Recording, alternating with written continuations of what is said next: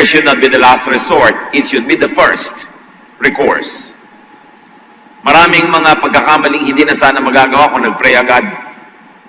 We could have been spared many difficulties and hardships and complex problems, complications, if only we pray at once. Mas nauuna yung ating pagsangguni sa Diyos. Mas nakakatipid tayo ng lakas at oras sa pwedeng maging mga pagkakamali. Not to mention that prayer will definitely be answered. Of course, the answer could be yes, no, or wait. But prayer could also be granted. We pray to receive a positive answer to our prayers. Although we accept it if it's a no or a wait. But we accept. And mere acceptance of God's will for us already gives us a lot of serenity. A lot of worry goes away. A lot of stress goes away when you are in communion with God. And whether or not God gives you what you want, having known that you communicated with God and having received God's answer enables you to be peaceful. Malaki ang nagagawa ng prayer. Huwag kayong mananalangin pag gipit na lang, pag huli na, wala na magawa. O wala na tayong magawa, magpe-pray na tayo. Pray agad. Sa simula pa lang. Gawin ang unahin. Philippians 4:6, don't worry about anything, but pray about everything. With thankful hearts, offer up your prayers and requests to God. And here we have an insight into a prayer that soothes and helps our nerves. Be thankful. The attitude of your prayer should be thankful, not complaining, not forever grumbling, but thankful. So first of all, you thank God for what you should thank God for, and approach the throne of God from a grateful heart, not from a demanding, spoiled brat.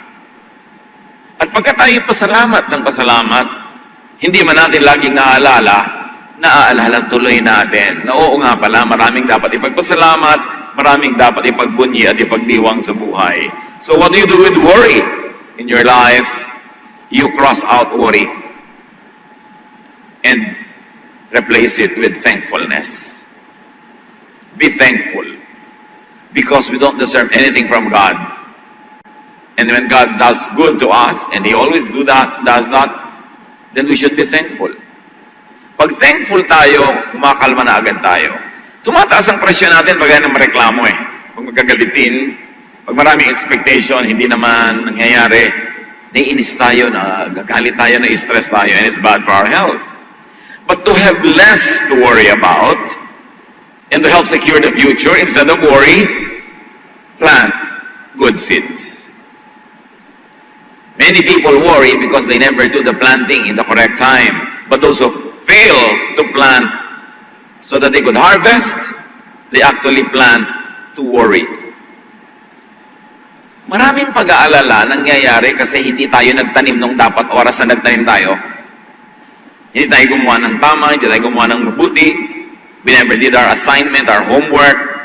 So now, we become worrisome.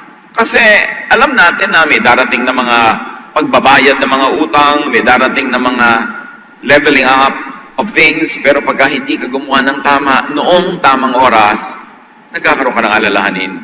Ecclesiastes 11:1-2, ship your grain across the sea, after many days you may receive a return. Invest in 7 ventures, yes, in 8. You do not know what disaster may come upon the land. So ang New International Version renders Ecclesiastes 11:1-2 as trading. Do more trading para meron kang tubo.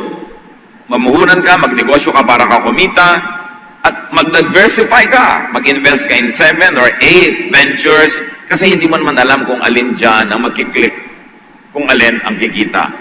And the contemporary English version of the same verses say, be generous and someday you will be rewarded. So this too is a kind of planting, like an economic activity is a kind of planting. Share what you have with 7 or 8 others, because you never know when disaster may strike.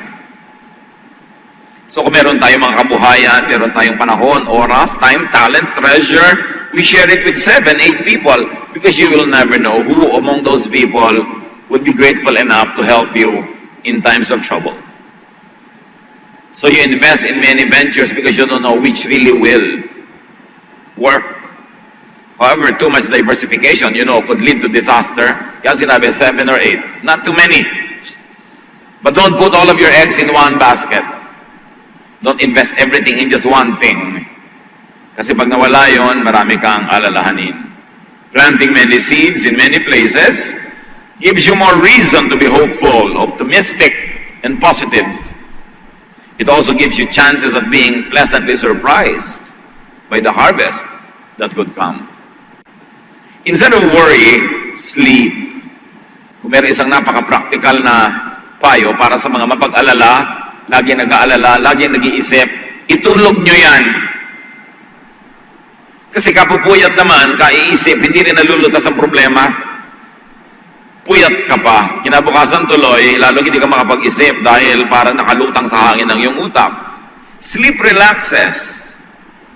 Sleep resets the mind. Kumbaga, sikip na yung kwerdas ng utak nyo. Pag natulog kayo, lukuluwag ulit, nare-reset. The reading goes back to zero. It becomes neutral enough to accept and to receive inspiration that probably never found space when you were too preoccupied with your nagging thoughts. Sleep could even bring you to another dimension of consciousness, into the counsel of God. We know of many Bible characters who found the greatest instructions at sleep while they are sleeping. Well-timed sleep could be your first step in problem solving. Especially when, despite your attempts, you never seem to find the right solution to your problems, itulog yan. And do not think of problems at night. Just before sleeping, you might have all the horrific dreams that could happen. Ecclesiastes 5:3, a dream comes when there are many cares. And the contemporary English version says, if you keep thinking about something, you will dream about it. That's why many self-appointed prophets keep on seeing dreams and visions and dreams, because they keep thinking about it. And when you're obsessed with something, focused on something, you will dream about it. Do not mistake every dream for a direct revelation from the divine. Dapat sinusuri mo rin yan. Pag sobrang laging gusto mo, lagi mong iniisip, mapapanaginipan mo yan, kahit hindi ka propeta. And of course, if you like to think and dream of positive things, fill your minds with positive thoughts before sleeping. Ecclesiastes 11:10, rid yourself of all worry and pain. Have you noticed that life seems more dreary, problems seem more terrible between 12 midnight and 4 a.m. Mas madrama ang buhay pag hating gabi. Pag may namimiss kayong tao, subukan yung maalala yan ng mga 1 a.m., 2 a.m., halos mabaliw kayo sa pagkamiss. Pag meron kayo iniisip ng problema, para ang lala ng problema, lalo't kayo lang yung gising. Pag may iniisip kayong mabibigat ng mga suliranin, mga nakakatakot na bagay, dumodoble ang horror between 12 midnight and 4 a.m. Pero subukan nyo, kahit anong dramang bukid ang gawin nyo, pag madaling araw, pag hating gabi, kinabukasan wala na, masigla na kayo ulit. Merong nangyayari na pag nagliliwanag na ang araw, itinataboy na rin yung mga kung ano-anong nagpupugad at namumugad ng mga horror sa ating utak. Kaya huwag kayong masyado mag-isip pag gabi. Itulog nyo yan. It is important to be asleep at night, because problems compound. Horrors become more horrific when you think about it in the depths of the night. So sleep, so you don't get to think about it and be obsessed with it, because the moment you wake up the following morning, things become brighter. Actually, nothing changed, only the time. But there's something about our body clock, and there's something about the way we think and our emotions connected with the night or the day. Kaya itulog nyo yung gabi para makaraos, makalampas, at mag-survive. Matthew 6:27, can worry make you live longer? The expected answer is, of course, a big no. It's pointless to worry. Instead of worry, accept what cannot be changed. Of course, we've got to have the wisdom to know the difference between what should be changed and what cannot be changed. But whatever cannot be changed, at least for the moment, must be accepted. It will make you worry less, or it will take away your worries. Ecclesiastes 1:15, if something is crooked, it can't be made straight. If something isn't there, it can't be counted. So tanggalin na lang ang mga pagtanggi sa mga dapat ay tinatanggap na lang. Huwag hanapin ang wala. At huwag paghanapan ang wala. Do not dwell on if onlys. If only I married another man or a woman. If only I did this or that. Tapos na nga eh. People who live filled with if onlys always worry and are stressed and are unhappy. Don't say if only. Say next time. Kung may next time ka pa to marry, no? In that case. Kasi marami pa namang pwedeng mangyari. Pagtapos na, hindi na mababago, tanggapin nyo na. Do not dwell on it should have been. Because that will fill your heart with a lot of negative thoughts that will lead only to rebellion, that will lead to stress and worry. Kaya sabi ni Percy Bysshe Shelley, we look before and after and pine for what is not. Our sincerest laughter with some pain is fraught. Our sweetest songs are those that tell of saddest thought. Lulungkot ka talaga, hihirap ang buhay, kung ang lagi ang hinahanap mo ay wala. Accept a situation that can't be changed. Accept a person, especially, that cannot be changed. Accept a given that cannot be changed. And do not problematize something that has no solution. Pastor, may malaki po akong problema, wala pong solusyon. Iha, ang lahat ng problema may solusyon. Every problem is a corresponding, a partner solution. If it has no solution, it is not a problem. Therefore, don't problematize it. Accept it. Pag walang solusyon, ano gagawin mo? Iumpog mo ulo sa lahat ng bato para ma-solve? Eh wala palang solusyon, tanggapin mo na lang. After doing everything that you possibly could to ensure that your life is good and things will happen as they should happen, instead of worry, entrust everything to God. Ipagkatiwala ang lahat sa Diyos, matapos na nagawa mo na ang lahat ng pwede mong gawin. Kailangan gawin mo muna yung dapat mong gawin. Magtanim ka kung dapat ka magtanim, makipagkasundo ka kung dapat ka makipagkasundo, gumawa ka ng mabuti. Pag nagawa mo na yung mga dapat mong gawin, ipagtiwala mo na sa Diyos, huwag mo nang isipin. Kasi kahit naman isipin mo, hindi mo rin maapektuhan yan. 1 Peter 5:7, God cares for you, so turn all your worries over to Him.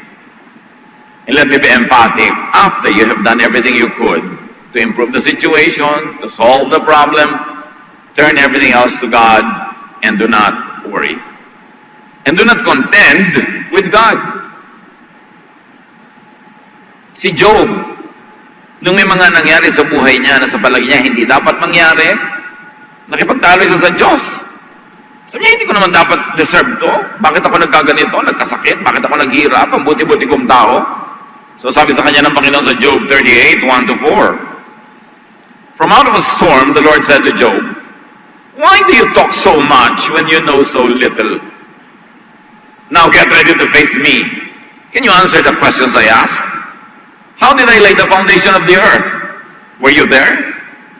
And then God went on with a series of questions that led to only one conclusion, that God is almighty, Job or other human beings are not, and therefore they should take their correct places. Huwag ka na makipagtalo sa Diyos, kung yun ang kalooban ng Diyos at yun ang naganap, siguradong yun ang pinakamabuti para sa iyo, at least at that moment. At walang buting itudulot ang magreklamo at ang magtampo pa sa Diyos. Minsan nagtatampo pa iba sa Diyos, anong mapapala mo na magtatampo ka sa Diyos? Mananalo ka ba? Tanggapin ang dapat tanggapin, baguhin ang pwedeng baguhin, at huwag mag-alala. Matthew 6:25-26, sabi ng Panginoong Jesus, I tell you not to worry about your life. Don't worry about having something to eat, drink.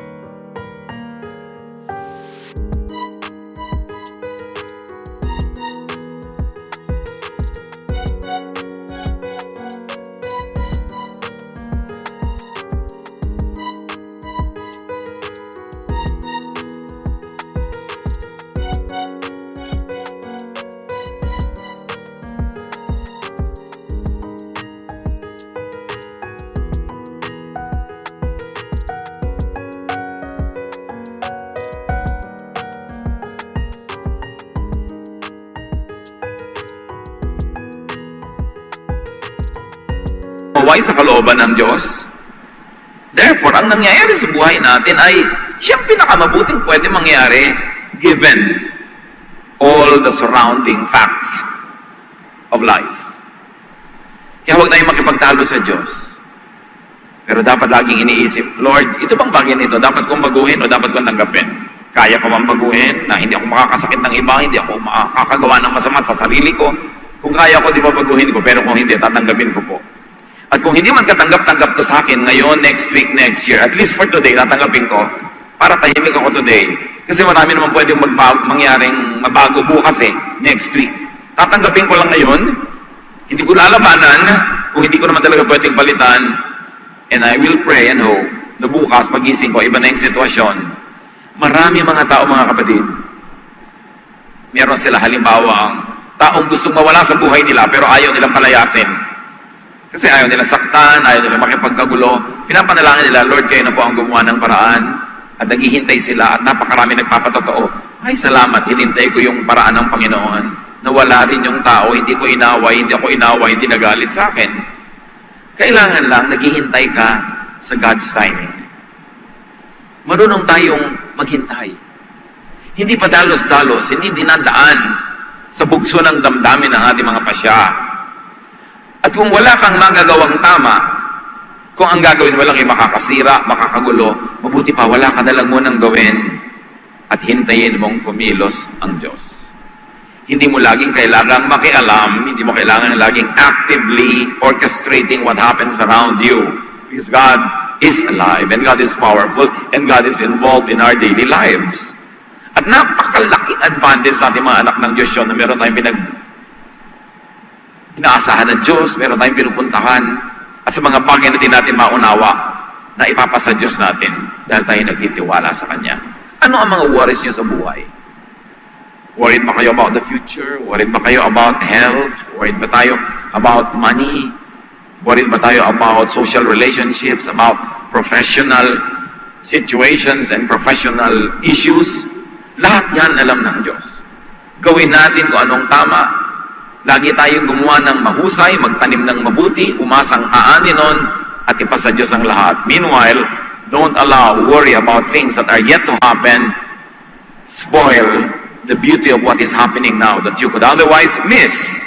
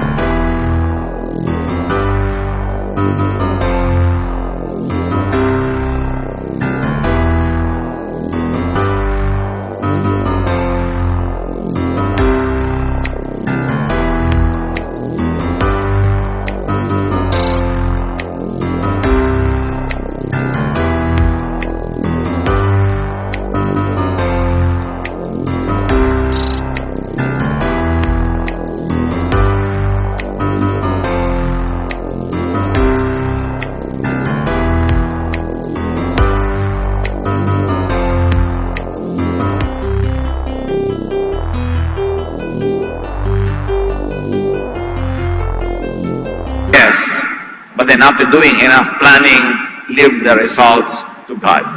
Ama namin, turuan niyo po kami.